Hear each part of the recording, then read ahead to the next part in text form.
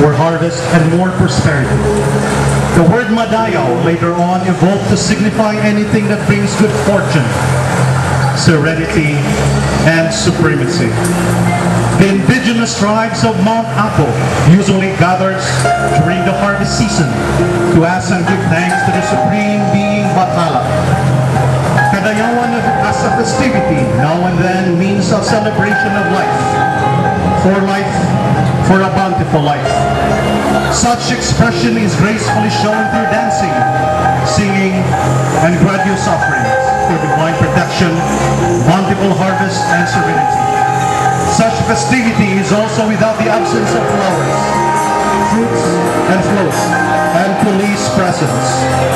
Ladies and gentlemen, gay or straight, Kampo GMA or Kabayan ABS-CBN, Gabi or Shawi, may we present to you Kadayawan.